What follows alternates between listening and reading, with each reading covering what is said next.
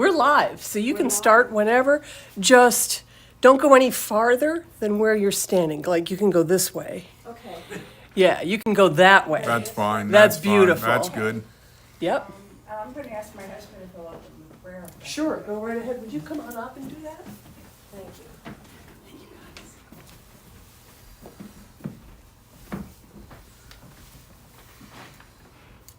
Most Heavenly Father, we thank you for this opportunity to gather together to learn something new.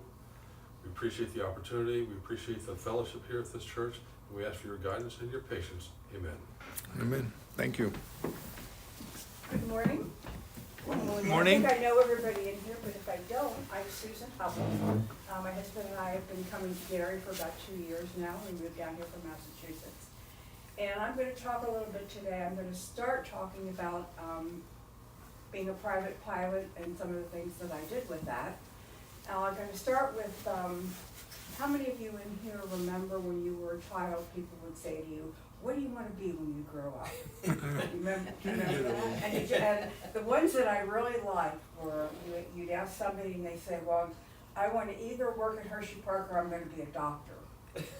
Or there was always the guy who said, I'm going to play for the NFL. We had our career goals, and I honestly I knew what I wanted to do from elementary school. I wanted to be an airline stewardess. Now, I know that now we call them flight attendants. Yep. But they used to call them airline stewardesses. And you would look at these airline stewardesses in their beautiful little uniforms, and they had perfectly done makeup and hair, perfectly manicured nails, and they always looked so happy, and they got to fly all over the world and meet all kinds of interesting people, and I thought, that's the job for me. And I never changed from that. For all through elementary school and high school, I wanted to be a flight attendant, an airline stewardess. So in high school, my senior year, my guidance counselor called me in, and I'll never forget her. Her name was Mrs. Lauer, and she ruined my life. She called me in and she said, have you thought about what you want to do after high school? And I said, I know exactly what I want to do. I want to be an airline stewardess. And she said, well, this is what I want you to do. I want you to contact an airline that you'd be interested in working for, and I'd like you to go through their application and see what you think. And okay, so I did. I got my application and I started filling it out, and they had requirements, things that you had to do. So the first one was, are you a United States citizen? Yes, I was. Are you over the age of 18? Yes, I was. Are you over 5'6"? I wasn't. I didn't know that was a requirement. And right then and there, my whole life changed because I couldn't add 5 inches to my height. So I'm pretty sure that this is what Mrs. Lauer wanted me to see. And I went home, I was crestfallen. I went home and I thought about it, and I thought, you know what? I could be a pilot.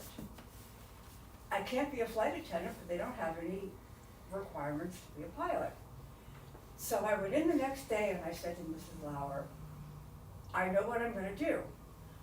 I'm going to be a pilot instead. And she looked at me and she said, dear, women don't fly planes. That's a man's job. Now this was in 1966. So once again, I went home crestfallen. Went back to Mrs. Lauer the following day and said, what am I going to do? And she said, well, you have a few choices. She said, you could be a teacher, you could be a secretary, or you could be a nurse. That's pretty much what was available to women back in the 60s. So out of those 3 careers, I thought, I'll be a teacher. And I went to college to be a teacher. And as soon as I got my first job, I started saving my money to become a private pilot, because none of these requirements held for private pilot. So after 2 years of teaching, I had $5,000 in the bank. I went to Capital City Airport, I put my money down, and I said, I want to be a pilot. And they said, welcome. Winner, winner, pilot dinner. And if you haven't seen that commercial, you're missing something. But anyway, and I started my flight training They said we have a ground school class starting next Tuesday at 7 o'clock, be there. I went, I was the only woman in the class, but that was fine. I was going to get to be a pilot. Now, I don't know whether, if this goes, how many of you were here when there was actually an airport in Hershey? Right across the street, right across the street from Hershey Park, down from the Rose Garden. And I actually took a couple lessons there at Hershey, but I did most of my training at Capital City. And normally it takes about 40 plus hours to become a pilot. And I had my little set amount of money and I had to do it quickly. I didn't want to add any extra hours because I didn't want to add the extra expense. So everything went fairly well. One of the requirements that you have to do is you have to do some cross countries by yourself. And the first one's real easy. You go to one point, you land, you turn around, you go back to the other point. That went fine. They sent me up the Susquehanna River. I couldn't get lost. Follow the river up to the airport, land, follow the river back to Capital City, and you're set. That went really well. The second cross country that you have to do by yourself is called a 3-point. You start at your airport, you go to another place and land, then you go to the third place and land, and then you go back to your original airport. Piece of cake, I got this. So I do my first leg of this, I go to my first airport and I call my flight instructor. I said, I'm here, everything's fine. Do you want me to call you when I get to the next one? He said, no, that's okay, you seem to be doing okay. So I started out from my second airport. And somewhere around there, I got a little confused. And there were 2 airports in front of me, and I landed at a military base, which was not the airport that I was set out to go to. Now, the problem with that is that if you don't have a pilot's license, not a student pilot, but a pilot's license, you're not allowed to take off from a military base. So there I was, stuck. So I called my flight instructor and I said, Dave, guess where I am?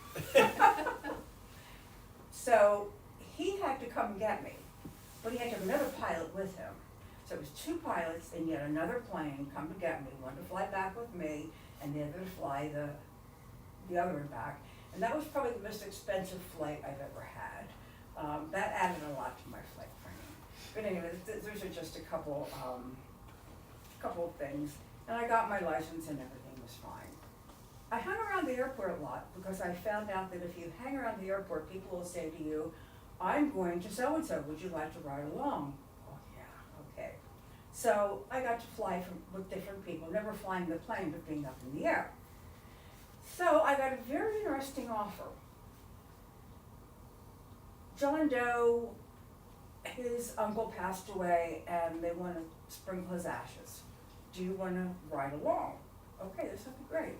So we ride along, and unfortunately, the pilot that was in command did not practice this ahead of time. From what I understand, he knows. From what I understand, you're supposed to practice this with a bag of flour. Didn't happen. We go along, we've got people in the back seat, opens the window to sprinkle the ashes, and they all come back in the airplane, all over us. That was the first one. The second one was, we got asked to fly a dead body. Now, I don't think I would feel comfortable doing that by myself, but I was with somebody. So we got to fly this dead body in a coffin in the back, we loaded in the back of the airplane. And we're flying all along, and all of a sudden we hear this coming from the coffin. He looks, did she say that? No, I didn't say anything. Okay. Fly along a little further, we hear this, are you sure this guy's dead? We're not sure. So we land the airplane at the next airport and we call the funeral home. Are you sure nobody's gonna open this coffin? Nobody's gonna do this. Are you sure this guy's really dead? Yeah, he's really dead.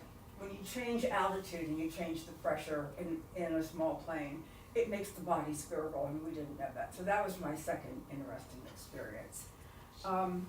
People ask what you do with a private pilot's license, and Jim, I don't know what you fly anywhere you want, actually. But we used to fly to places like Bay Bridge Airport and go out to dinner along the Chesapeake, and Howard and I like to fly down to Ocean City, New Jersey.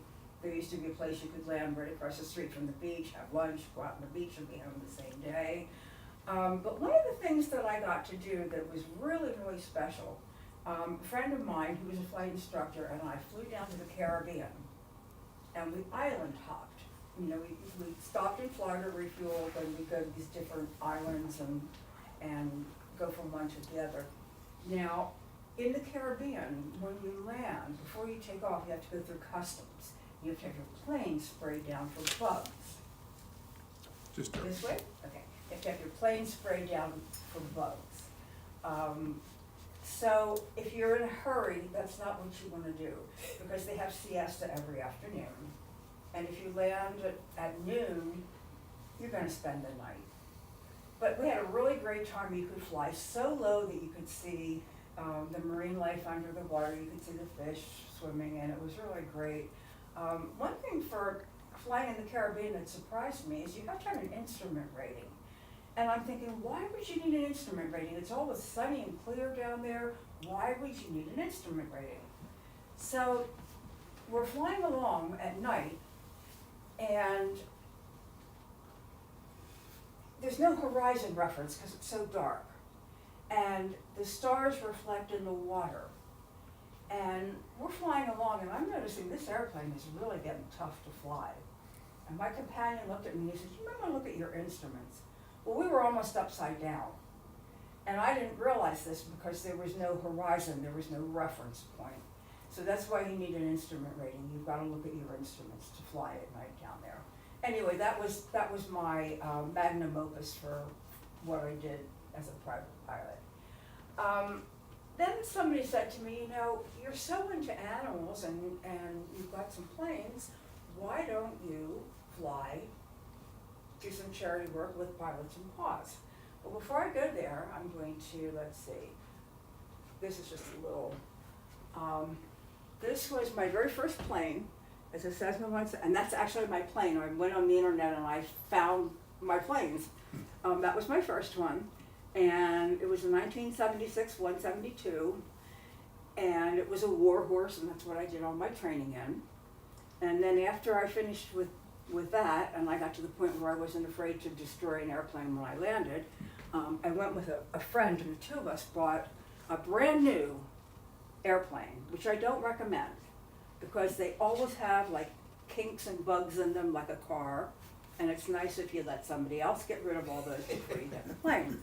But anyway, that was my second one. And then I went in with a friend again on a beach bonanza, and that's a high performance aircraft, and the landing gear is retractable, and that's what these are the two planes that I did most of my Pilots and Paws work with. And then I had a daughter who went to college, and I had big expenses, and she got married and all that kind of stuff. So I kind of got out of aviation for a while. Then I met Howard, who was an A&P IA, and I said, "I'm going to marry this man because he can take care of my airplane." So this is the one I bought when Howard and I were married, and that was just a little 150. Went a couple places in that, and we had some fun. We did some Young Eagle flights and whatnot. So those were my airplanes. But anyway, and the next one, just in case anybody's not familiar with flying, this is what a cockpit in a small airplane looks like. They all have two controls. I didn't know that. I thought like a driver's ed car, they have two controls. I thought they had special airplanes that had two controls, but they all have two controls. And so that's what the inside of an airplane looks like. Well, that's what the inside of an airplane used to look like. Not anymore, because now they have GPS and not all the silly instruments that I had to learn on to learn to navigate. Now all you do is, I gotta go this way? Now all you do is punch in your destination and GPS and follow it, and you're there. But anyway, so I got involved with this organization called Pilots and Paws.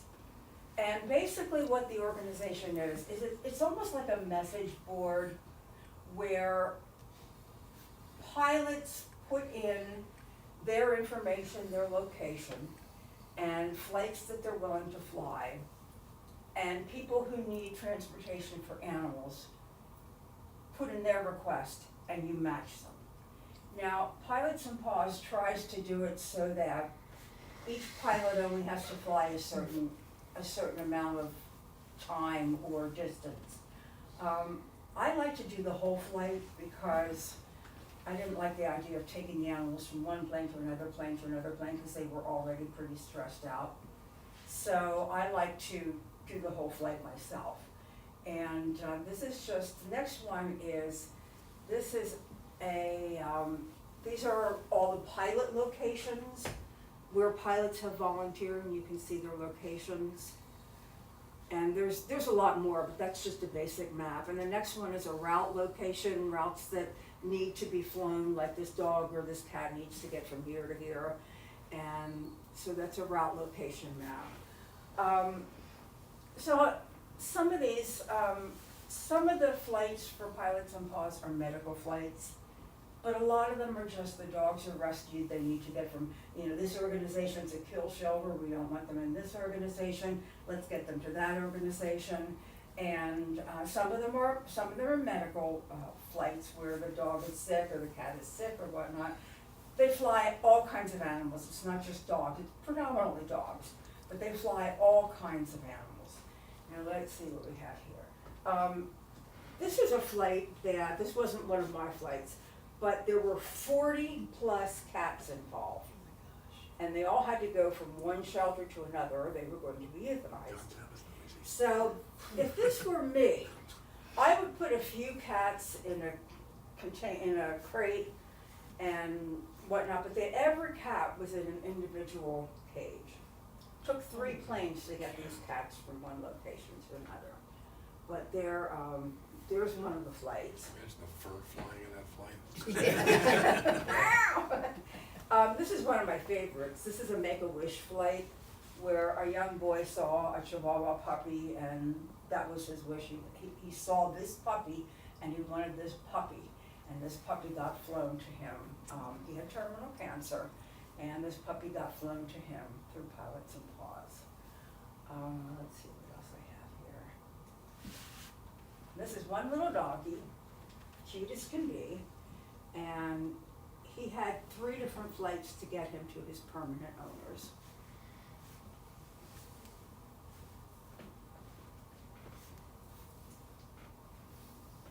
Now, when you fly animals, it's a good idea for their comfort and convenience to cover their ears because small aircraft have very noisy engines. Well, a lot of them do. Mine do. And particularly with dogs, it bothers their hearing. So we had something that we called mutt muffs that you put over the ears of the animal, and that helps them, it reduces the noise and helps them relax. Now, I will caution you, don't Google mutt muffs, because you're gonna get a porn site. Google mutt muffs for dogs, and you will get this. But I found that out when I was doing this. But anyway, this is just a little ear covering that we put over the animals. Does air pressure affect their ears? It depends on the animal, but yes. Now, in small planes, you're not going that high, so there's not a huge difference. But I can tell you, one of my very first flights was it was a litter of newborn puppies, and when I thought I was going to fly it, I had to wait 2 more weeks because they were too young. When you fly, mostly with animals, particularly young ones, you ascend and descend very slowly, and you also don't go up really high, just because they're more comfortable that way. Yeah.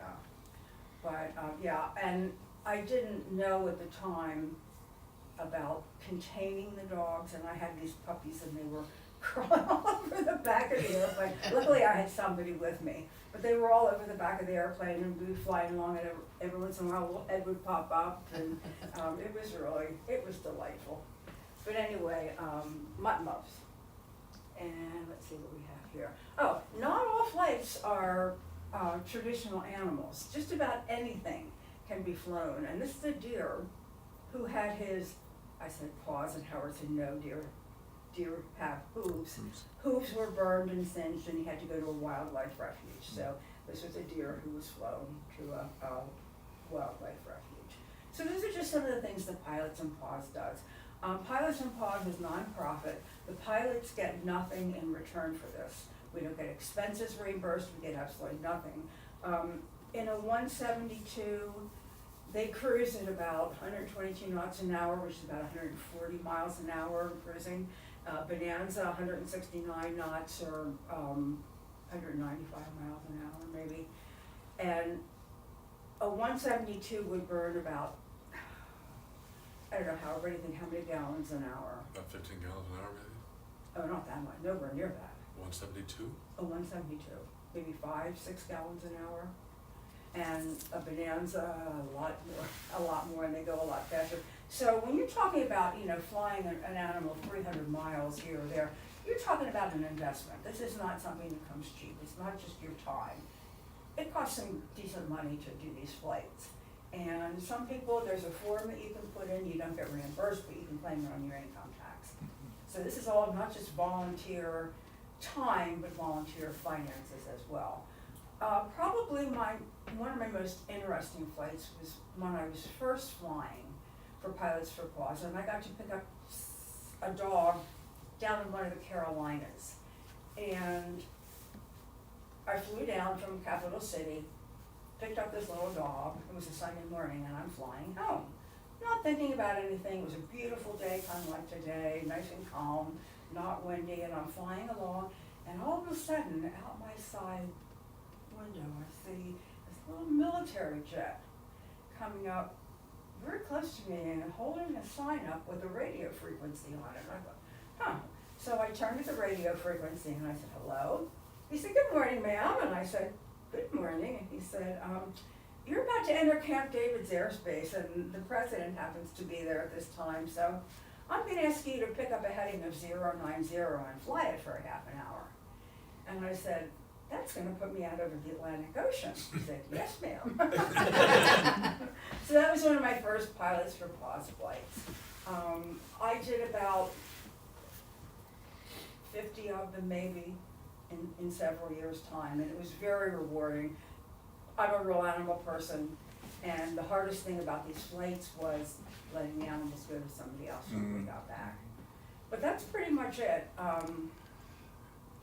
Curiosity, do you happen to know how a deer gets its hooves burned? It was in the fires in California. Oh, Yeah, okay. that was a recent one. Okay, Mm-hmm. makes sense. And that's pretty much what I have to say. I mean, it was a lot of fun. I would do it again if I could. It was expensive to do it. I mean, depending on how you did it. Most pilots will do like maybe one flight a month. I tried to do one a week, and that was where I spent my money. Oh, I hate to ask. Did they ever have to sedate the animal for Not transport? any of the ones that I flew, but I'm sure they did. And somebody asked me I guess it was you that asked me if you needed to have an instrument rating to fly for this organization. I don't know, I did, so I don't know. But there were times I flew animals in instrument conditions, and I guess it just depends on what conditions you're gonna be flying. Yeah, go ahead. Do you still do this, and do you have a plane? Not anymore, because both Howard and I lost our medicals.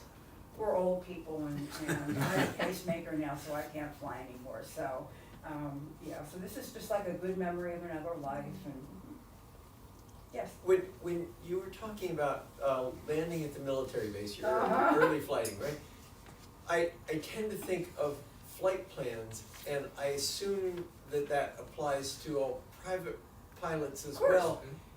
But I also think that there's got to be a tower that's so how did you end up in a military Well, I was base? talking to the tower. It's just it wasn't the tower of the airport that I was landing at. I mean, and I'm thinking, here I am, I've landed. And they said, no, you haven't. I said, I'm here. and like about 2 seconds after I'm down, these gentlemen came out in uniform and waited around my plane until I got out and escorted me into the building and told me what was going on. Because you can land at military bases as a private pilot. You have to have your license. And you also have to request ahead of time. You have to let them know that you're coming in. And if you know, like there's Capital City Airport in Harrisburg, and then there's Harrisburg International, and they're on opposite sides of the river. And so many times, pilots from out of state are flying in, and they think they're going to Capital City, and they land at Harrisburg, and vice versa. And this is what it was. There was a military facility very close to the other airport. And I thought that's where I was going, and I'm talking to the tower of the airport I'm supposed to land, and I'm all set up for landing, and I'm thinking, I'm great, I'm just at the wrong airport. But doesn't the tower see your path? I mean, Well, yeah, but I'm Not telling them I'm necessarily. landing. I don't know, let's put it this way, I got down. that's a good thing. And that's pretty much it. Any other questions? All right. Well, thank you so much. Yes, Yeah, thank Jim, you. it's all yours. Thank you, Susan. Thanks for your volunteer service to pilots and pause too. That's wonderful. All right. I am a PC user, so I have to figure out how to use a Mac here. My wife's tried to teach me, and I'm still learning. Let's see if I can find what I need.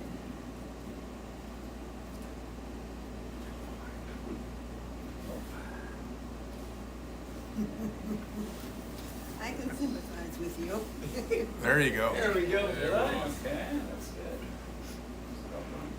All right, great. I'm Jim George, member of the congregation. Stay in close proximity to this, right? I'm here to talk to you about the Angel Flight East organization. I also am a volunteer pilot, like both of you have been, and do donate my time for this organization. We are transporting medical patients, not animals, and it is to serve underserved populations, people without insurance or underinsured, people that are in financial need is our primary audience of people that we fly cross country to get themselves to medical treatment in different facilities across the country. Jack asked me to highlight a little bit about my flying history and background as well. I actually started flying 12 years ago. It was kind of a later in life thing for me to do, something that I always had interest in. As a kid, I was building model airplanes and always had some interest in aviation, but I hadn't ever gotten to a point of taking a flight until Sue, my wonderful wife, got me a discovery flight back in December of 2010. She got me a discovery flight at Regal Aviation in Campbelltown. I took the first flight on March of 2011, and I really got the bug. I got the bug bad. And coming this way? Okay, very good. Got the bug bad to fly. And I think Sue's regretted the fact that she ever got me that flight in the first place. So, I got my first solo flight September of 2011, private pilot license by December of that year. Kept on my training to get an instrument rating. Instrument rating basically gives you the ability to fly in and through weather conditions. I got that in 2014, got a complex endorsement in 2016. I think Susan already kind of highlighted a complex airplane is one that has retractable landing gear and has other things that can adjust on a plane, like a fixed or a propeller that can change the camber of the propeller. I got my commercial license in 2017. That's my highest rating that I have. And I got that basically just to become a better pilot. I wasn't planning to go into the commercial aviation field, but it just continues your training to become a better pilot. I have a high performance endorsement. That means I can fly planes with bigger engines, and a tail wheel endorsement. A tail wheel is a plane that has a tail wheel as opposed to a wheel on the front of the plane. A fixed tri-wheel plane is what I mostly fly, but I have a tail wheel endorsement. I'm continuing to do some training. I have some more interest in some other areas of aviation. I've done some seaplane training down in Florida. Plan to continue to do some more of that. Started some sailplane training up in Harris Hill, up in upstate New York, or in Elmira Corning area of New York. And this March, I actually took my first helicopter lesson. So I did that at Smoketown. I saw you had a picture of a plane at Smoketown on your presentation. So I continue to plan to do some of that additional flying. About 900 hours of flight time at the moment. 1,300 hours of flight time, about 900 flights I've taken. Landed at 302 airports and have flown in 33 different aircraft. So I continue to kind of build on my repertoire of things that I fly and places I've gone. So the two planes that I actually fly and co-own, the first is a plane out at Regal Aviation in Campbelltown. This is a Piper Cherokee 235. That's a 235 horsepower engine. It is a 1968 vintage plane that we purchased as a club, a 10-member club. 10 people own this plane together. And we bought that in Birmingham, Alabama. I flew the plane back from Birmingham to Regal, and we basically reconditioned the whole plane, put new interior in it, new paint job, upgraded the aviation panel on it. So it's a pretty capable plane. That's a very nice plane, 4-seat plane that we fly out of Regal Aviation. I also co-own a Mooney, which is kind of like the Corvette of the aircraft fleet, single engine airplane. I have this based at Lancaster. Former member of the church, Bob Travitz, and I own that plane together. Bob's a retired airline pilot. He flew for Delta for his career. That's again a 4-seat plane. This flies pretty fast. It cruises about 225 miles an hour over the ground. It's the plane that Sue likes to fly with me in because it gets places fast. And it's a very capable panel on that plane as well. So those are the 2 planes that I use for my flying for Angel Flight East. Angel Flight East is part of the Air Care Alliance. This is an alliance that incorporates volunteer flight activity, including Pilots and Paws as part of that organization as well. Angel Flight East is the Eastern Division based out of the Philadelphia area for volunteer pilots to transport patients. And there are other Angel Flight organizations across the country, but Angel Flight East is the one that's here locally that I'm part of. That organization was established in 1992 by a local pilot in the Philadelphia area in response to Hurricane Andrew, and to try to fly for some benefit of the people that were affected by Hurricane Andrew. The organization's grown from 17 flights in the first year to over 1,000 flights a year that we do now. It's a busy organization, and the headquarters of that is based at Wings Field, just outside of Philadelphia. So that's where they have their nonprofit headquarters. What we do as far as being pilots in this organization is really to provide free transport to patients and their families by arranging flights to medical destinations and facilities, supplying disaster relief, as well as reuniting families during desperate times.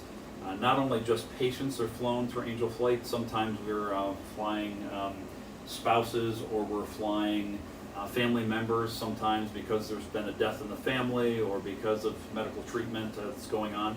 So it's not always just patients. And we've also found some other things to do as far as like flying the remains. We don't fly actual bodies in our planes, but we actually fly ashes. If we need to fly ashes for somebody, we'll do those as well. So that's part of the organization's mission. And the idea is that healing shouldn't be about getting there, it should be about getting better. So we really want to take that burden away from people who are struggling with getting transport to a location that they might have trouble getting to otherwise. During the COVID-19 response time, we actually did shut down kind of the patient movement of patients. We kind of needed to during the COVID response. But we actually did, at the early stages of the COVID pandemic, fly PPE, especially to rural areas that were really hurting for PPE supplies. So we found other ways to kind of fulfill our mission during that time period. And we did schedule over 200 flights during the early days of the COVID response, and flew over 200,000 pieces of PPE during that time period. What's PPE? Personal protection equipment. It's basically the gowns and things that medical providers needed to wear during the early stages of the pandemic. So,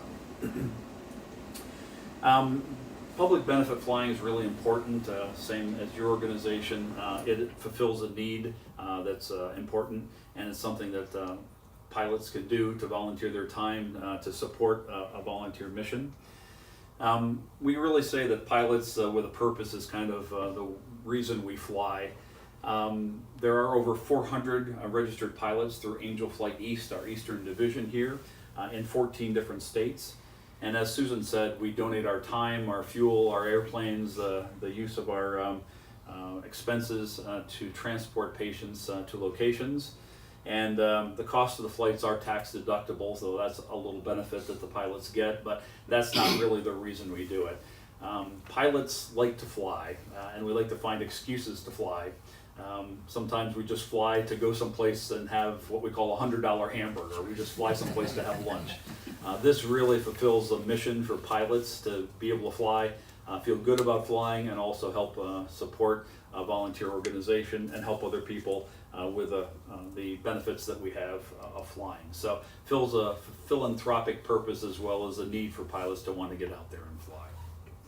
And by the way, one of the things if you go into a room and wonder if there's a pilot in the room, do you ever have a question as to how you can tell if there's a pilot in the room? You really don't have to. They'll tell you there are pilots. Pilots like to talk about their planes and like to talk about flying. So we're not shy people, that's for sure. So. What's fuel costs right now for planes? 110 low lead is what you use in a lot of general aviation aircraft. That's running about Almost $7 almost $7 a It's gallon. been up to $8.50 a gallon. It's around $7 at the moment. So, nope. Okay, come back in. So, the minimum requirements for a pilot to fly with Angel Flight East include having a private pilot certificate and a minimum of 300 hours of flight time. We do require that pilots have an IFR rating so that you can fly in instrument conditions, because sometimes you just end up in instrument conditions. You have to be able to react to that, especially when you're transporting people and we have to keep them safe. We have to make sure they have an instrument rating. And you do have to have an airplane with at least 4 seats. So that's the minimum requirements. Here's a picture of me flying with my good friend and pilot buddy, Ray Daimler. He lives here locally. He and I fly together every weekend together someplace, and he's usually the pilot that flies with me when we go on an Angel Flight mission. The way the Angel Flight program works is we get 2 times a week, on Tuesdays and Thursdays, we get a listing of the missions that are available for pilots to choose to pick up on. And that is to sign up to be the mission commander of that mission, and you can also sign up to have someone be your mission assistant. Ray, my friend Ray, is a private pilot, but he doesn't have his instrument rating, so he can't be a command pilot in flying. He could be a mission assistant just to be in the plane to help out with either flying or with the patient's needs. So Ray is usually my mission assistant. And a lot of times you have to coordinate flights with other pilots because we might be going over long distances. Here's an example of a mission that got listed that's going from Boston to Philadelphia, and then the second leg is from Philadelphia to Norfolk, Virginia. To go from Boston to Norfolk's a pretty long trip, and that way it kind of breaks up that flight to make it a little easier for the pilots to pick up those flights and not go, because when you're going someplace you have to actually go to the airport that you need to go to, then you got to fly the patient to wherever it is, then you got to fly back. So it's kind of a 3-legged kind of thing that you have to do, and just the amount of time and energy and money it costs to do that can get pretty substantial. So a lot of times we'll split up those flights, and pilots and pause does the same thing as you mentioned. So. And then we do have an electronic waiver system for our patients to sign, just to take the liability of any issues that might happen in flight away from the pilots. So it's, again, to kind of protect the pilots, an electronic waiver that the patients have to sign before they can take a flight in one of our Angel Flight missions. Here's a little bigger blow up of the scheduling system, and when the scheduling system comes out, it tells you the number of passengers that are going to be on your flight, as well as what the total weight is. With a plane, you have to make sure that you balance the weight and make sure that the plane that you have can handle the weight. So it gives you guidance on what kind of weight you have to carry. So. It's nice that you get scheduling for Tuesday and Thursday. What about last minute missions? They do post those at the last minute. I mean, like I got one this morning that says we need a mission for tomorrow. Can somebody pick up this flight? So there are ones that pop up and they do schedule them. I mean, they do put them out, but the ones that are more planned out are the ones that come out on Tuesdays and Thursdays. Good question. So, anyway, this also gives you the total distance that you'll be flying as well on the scheduling system. And then this is a scheduling system that has a 2-legged flight. This one's coming from Harrisburg to Greensboro, North Carolina. If I wanted to pick up this mission, I would click on this link, and that would actually take me to a page that would say, okay, now you're being assigned to that as the command pilot, or you can sign up to be the mission assistant. You have to list the plane that you're going to be flying and the tail number. That kind of gets it into the system so that people know that you're picking up that flight and you've been committed to that flight. I actually was hoping to pick up a flight from Harrisburg to Greensboro, North Carolina next Friday, and I waited about 30 seconds too long because somebody else jumped on the plane before, or jumped on that mission before I did. So that's a good light to do because it's so close to the home base that I'm at. I don't have to fly very far to get a patient to go from Harrisburg to someplace. And ways that people can help the Angel Flight organization. First of all is just refer families to Angel Flight East. If you do know of a family that's in need or someone who could be benefited from flight for medical reasons or personal reasons, that's something you can refer to Angel Flight. You can certainly contact me and I can get them in touch with Angel Flight. We're looking always to encourage more pilots to get involved, to sign up to be Angel Flight pilots. Again, we have over 400 pilots currently, but the more we have, the more opportunities we have to serve that mission. Spread the word of the organization. As you hear of somebody in need, certainly tell them that the organization is there to serve. And the organization is a nonprofit 501c3 organization, always willing to take a donation to help support the basic operations of the organization. And again, kind of cover the costs of our administrative expenses based out of the Wings Field in Philadelphia. So that's a little bit about that organization. Here's some pictures of me and some of the patients that I've flown, along with Ray's in a bunch of those pictures too. So, question? We know that the small airports are constantly under threat. Angel Flight's desperately needed at these small airports because that's where the disasters happen. Right. Does the organization help advocate for saving the airports? Do they involve themselves in that crusade? Wings Field is the same airport where AOPA, which is the Pilots Association, started, and they work very closely with the Pilots Association to advocate on behalf of protecting small regional airports for that particular reason. Because we know getting into some of these more rural and off the beaten path locations that aviation serves a real need there. So yes, they do. They don't have a huge advocacy budget because it is a nonprofit organization, but they work very closely with AOP and their legal department to advocate for that. So, yeah. Good, thank you. Other questions? What's the longest flight you've ever done? For an Angel Flight Sure. program, Cincinnati probably is the farthest I've flown for a patient. I've gone many times to Clarksburg, West Virginia. That's kind of a normal route for me. I do work part-time for Penn State Health, and unfortunately, I haven't ever brought a patient to come and get medical treatment at Penn State Health.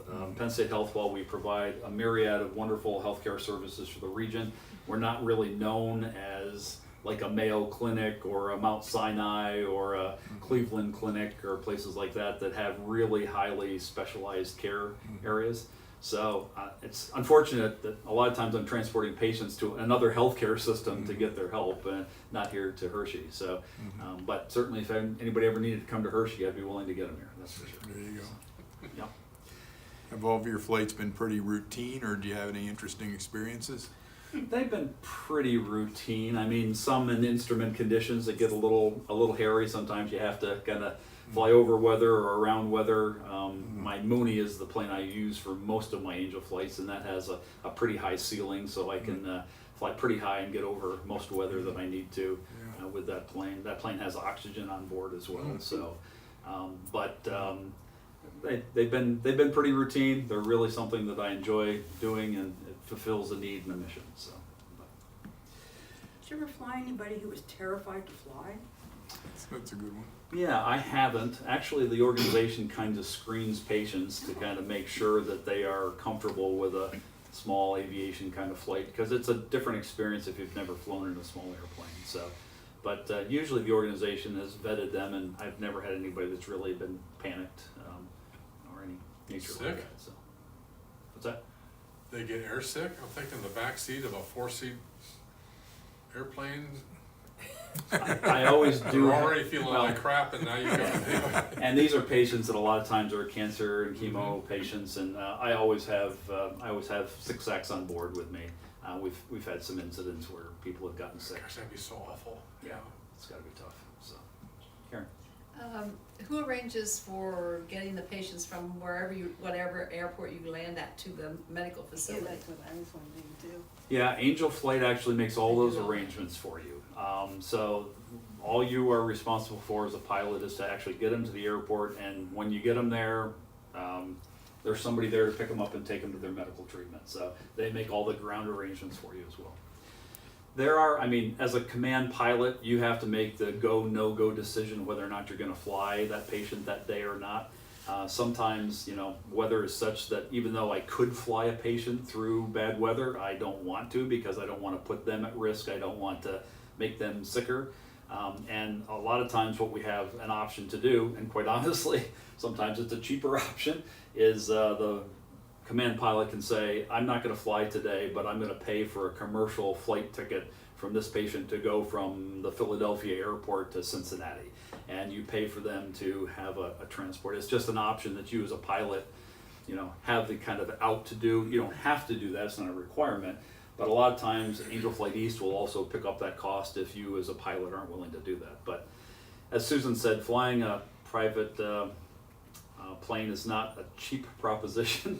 Sometimes you could actually buy a commercial flight cheaper than you could actually fly somebody there from a cost perspective. But we fly because we want to fly. It's a lot more fun. It's a lot more fun to fly if you can fly. So, but How far can you go on one fuel tank? so both of my planes have pretty long range fuel tanks, and I think your Bonanza did too. I saw you had tip tanks on your Bonanza. I can fly 1,000 miles on a fuel. The running joke is, how far can you go? Well, it's how far can you go before you have to stop and go to the bathroom. So, usually about a 2-hour flight is a comfortable flight. And my plane could go farther than my bladder could go usually. So. How needy do you have to be to, do they vent? The Angel Flight organization vets the patients to determine their financial need, and I honestly don't know what that criteria is.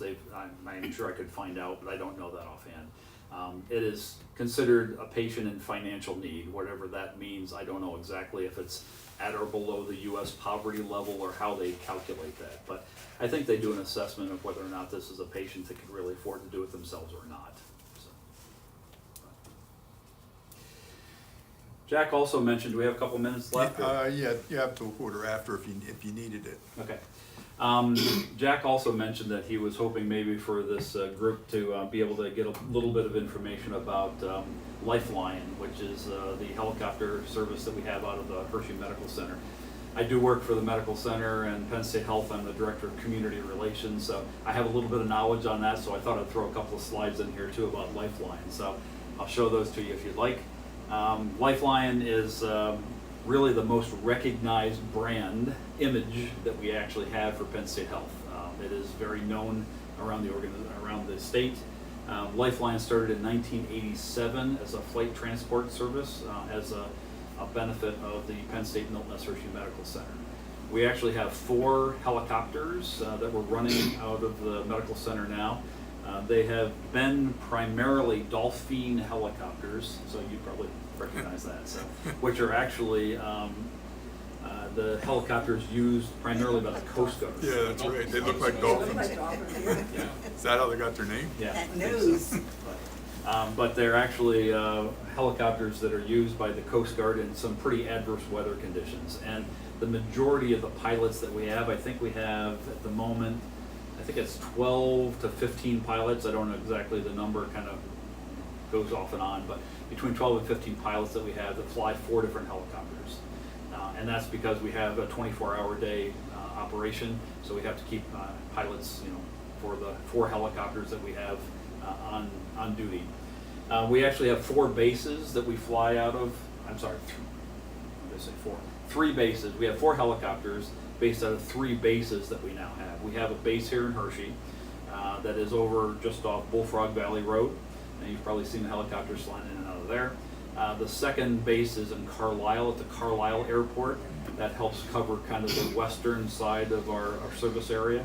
And then just recently, we've opened up a base in Lancaster.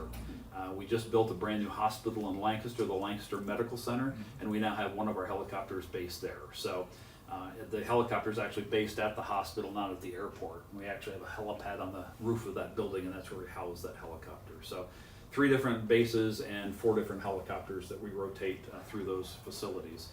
I had the chance to fly on the Lifeline last year. I've been trying to do that for 30 years, and finally last July I got to fly with the helicopter pilots there. I do a lot of work with Lifeline anyway, kind of as a public relations and an outreach perspective, but to get on the helicopter, if you don't have to be on the helicopter, is almost like an act of God. They don't allow a lot of people on there. So I was really happy that I finally got a chance to fly in the helicopter last year. So they're very capable aircraft. They are suited for instrument conditions, so they can basically fly through any kind of conditions. And really the only transport service around the state of Pennsylvania that actually can fly in all kinds of weather conditions. Most of the other competitive air transport facilities don't have pilots or aircraft that can travel in really adverse conditions. About 80%, 75 to 80% of the flights that come in and out of Hershey are actually not going to an on-site trauma location. So we're not going to an accident scene or a farm accident or whatever. Really, about 75% of the flights are actually transports between facilities. And the situation might be, I grew up in north central Pennsylvania, Tioga County. So maybe there's a farm accident where somebody has a horrible farm accident in Wellsboro, Pennsylvania. They go to the local community hospital in Wellsboro. They will triage that patient and get them, stable. But then they'll call and say, hey, we need to get somebody to a real major academic medical center to treat this condition. So they'll call Lifeline and say, come pick up this patient and bring him to Hershey. So a lot of the transports, 75 to 80% of the transports, are actually just bringing patients in that already are in stable condition. But we need to get them there quickly, pretty quickly. Do they have physicians or EMTs fly with them? Every flight has a single pilot. We only fly single pilots on the Lifeline. They all have a nurse and an EMT on board. So it's a 3-crew staff that goes up. And then if there's really a severe issue where we need to have a specialized surgeon on site, we can actually take a surgeon in the co-passenger seat and fly a surgeon with us too if we have to perform surgery in a regional location. So, and sometimes we have to do that for harvesting organs as well. We might transport a surgeon to a location to harvest an organ and bring it back for organ transplant here. So those are all things that the Lifeline does, and they're very capable aircraft, and we're very lucky to have them as part of the medical services that we provide. Is it because of the style of this helicopter that makes it sound different than other Yeah, I can helicopters? tell when We're they're kind of flying. like in the flight path and. Not kinda. Yeah. We You can always tell when it's Lifeline. Yeah. Sue and I live on an instrument approach into the Hershey Medical Center too, so they're over our house all the time too. This, you can tell me because you're an AMP. Finnacle? Is that what the rotor is on the back of the helicopter? I think it's a finnacle or something like that. I don't know that much about helicopters. I'm sure it's just sort of tail It's- rotor. The tail rotor is enclosed in this kind of housing that actually causes that whine that you hear, that really loud whine. That's really where that noise is created. I mean, you got the helicopter blades, but that gives the Dolphin aircraft this really unique whine to it. So, but that's part of the reason it sounds like it does. So. You know, we sit here, Karen and I joke about, here comes Lifeline all the time.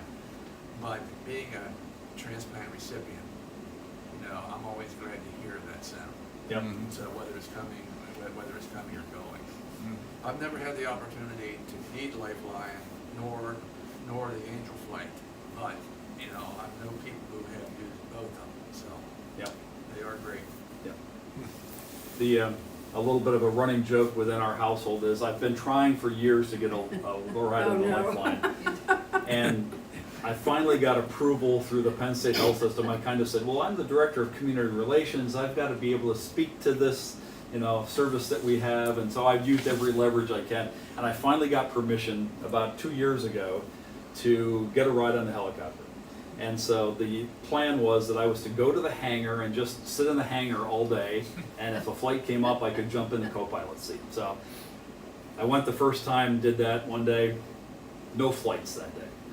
About 3 months later, I got the okay to go again and sit in the hangar. Went the same thing happened, no flights that day. Now, there's almost every day a flight, except the days that I've sat at the hangar. 3 different times I actually did this, and it got to be a joke within the Lifeline pilots that, oh, Jim's here today, we're not flying anywhere, it's gonna be a day off for us, they're all relaxing, you know. And then finally, the flight that I got was actually a Passover flight, a flyby flight that they always do for the 4th of July celebration. We have the Hershey Symphony perform out on the Crescent, and they were going to do a flyby, and I heard they're going to do a flyby, and I'm like, well, that's a day that I know the weather's good, because I was watching the weather, and I know they're going to fly that day, so I said, I'm going to sit there in the hangar on the 5th of July, the day we had the concert, and I'm going to get a flight. So I'm all excited, I finally get there, I get to the Lifeline hangar, we had a set time that we're supposed to fly, we jump in the helicopter, they're giving me a pre-flight stuff, they had me working on some of the radios, setting the radios up and all that kind of stuff, and so we finally get ready, went to turn the thing on, wouldn't start. The pilot looks at me and goes, the curse of Jim George.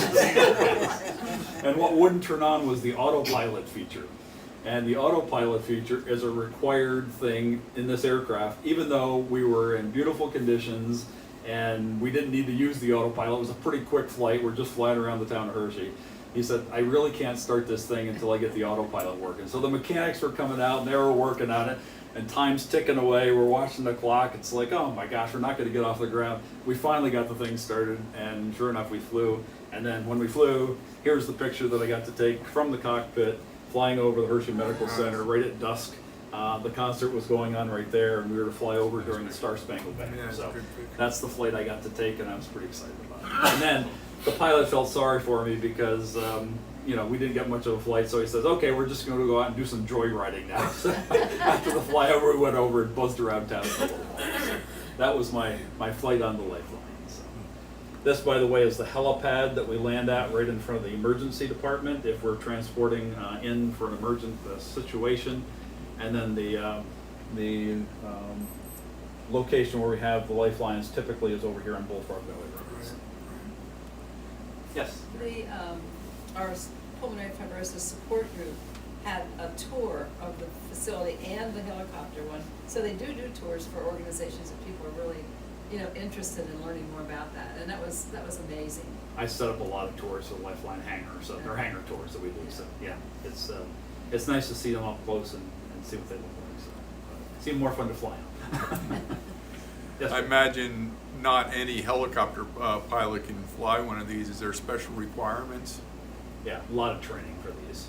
I mean, the day that I got out flying, it's not official, but they did give me the controls to kind of work a little bit, so I had a little bit of a feel for it. But yeah, you have to have a lot of training for this. I mean, a commercial rating, because you're flying for a commercial organization, you have to have an instrument rating and a lot of training on this aircraft. It's a pretty complicated aircraft to fly. So that's what I have for background, both on Angel Flight, my own flighting experience, and the Lifeline. So hopefully that gives you a little bit of information to share along with the great presentation that Susan gave to us. So. Thank you.